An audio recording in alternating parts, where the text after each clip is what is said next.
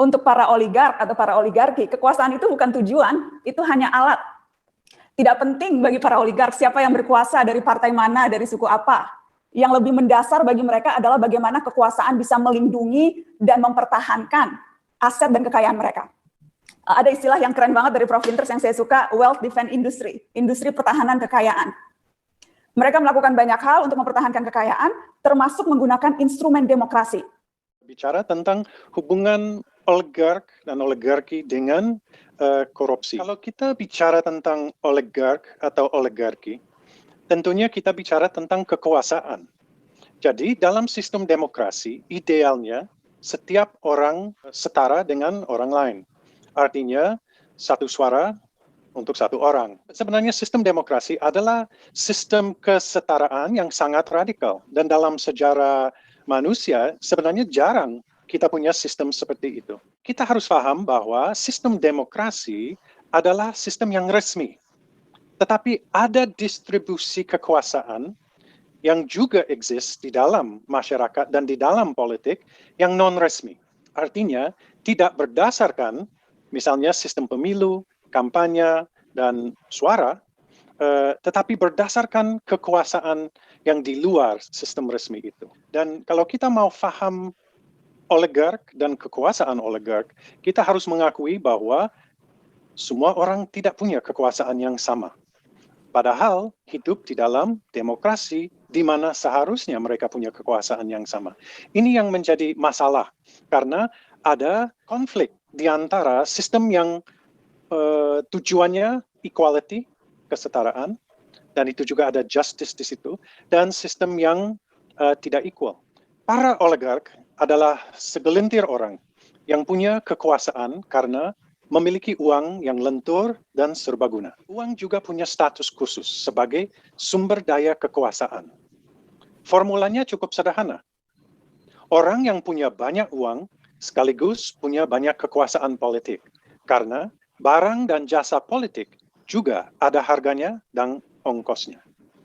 Kekayaan tidak selalu akan dipakai untuk kekuasaan politik. Terserah para oligark yang punya kekayaan tersebut. Jadi uang merupakan kapasitas untuk mengarahkan atau mendistorsikan politik. Dan kapasitas tersebut dapat dipakai baik di sistem demokrasi maupun di rejim diktator militer seperti Orde Baru Soeharto.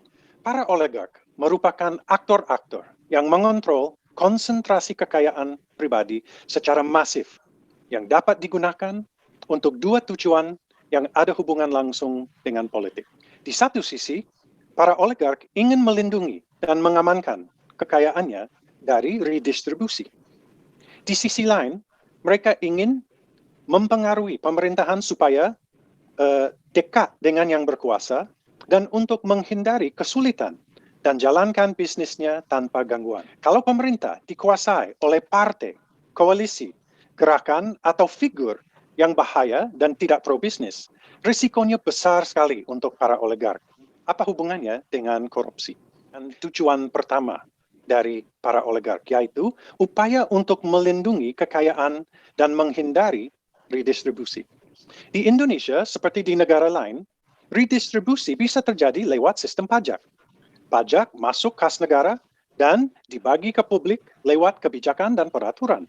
Misalnya, program yang membantu orang miskin lewat pendidikan, kesehatan, dan seterusnya. Biasanya yang lebih mampu kena pajak yang lebih berat. Dan dari pandangan para oligark, ini redistribusi dari saku mereka ke saku orang lain. Ada yang dengan senang hati mau bayar pajaknya asal mereka percaya pemerintah akan efektif dan tidak korup. Kebanyakan oligark justru melihat pemerintah sebagai institusi yang tidak efektif dan sangat korup. Jadi mereka lawan dan pakai kekayaannya untuk lawan, termasuk sembunyikan kekayaannya di luar negeri. Ada cukup banyak negara kecil yang hanya punya satu fungsi, yaitu menjadi lokasi rahasia yang mengamankan uang para oligark di seluruh dunia. This is called the offshore world or secrecy jurisdictions, wilayah rahasia. Dari pandangan para oligark, korupsi juga merupakan redistribusi. Tetapi redistribusi ini 100% di antara kelompok elit di atas. Dr. Jonathan Pincus sebutkan sistem ini as sistem bagi-bagi. Sistem bagi-bagi sangat penting untuk membuat hubungan di antara elit di Indonesia jalan dengan baik, lancar, dan damai. Memang sistem bagi-bagi ini sudah bisa dibilang ideologi dan kebudayaan di tingkat elit. Konsep bagi-bagi ini cukup sederhana. Skenarionya kira-kira begini. Orang di pemerintah bersikap, lu lagi dapat rezeki, bagi dong. Anda sangat kaya, bagi dong. Dan yang minta uang ini dibagikan cukup sadar bahwa transaksi ini adalah korupsi. Tetapi di sisi lain, mereka merasa benar juga. Kenapa Anda pegang begitu banyak uang dan mana jeleknya kalau saya dapat juga? Anda menunggu tanda tangan saya kan? Ayo, jangan pelit. Kita semua tahu pelit itu tidak baik. Jadi ada semacam konsep bahwa kalau tidak dibagi kekayaannya, itu juga tidak baik. Jadi ini aneh proses redistribusi ini di antara elit di atas. Sistem bagi-bagi dan korupsi ini adalah redistribusi dari yang super kaya kepada yang super powerful, yang punya kekuasaan politik. Yang powerful di dalam pemerintahan bisa menentukan nasib para oligark. Misalnya, bisnisnya bisa maju atau tidak. Si oligark atau si business person yang super kaya bisa dapat izin atau tidak dapat.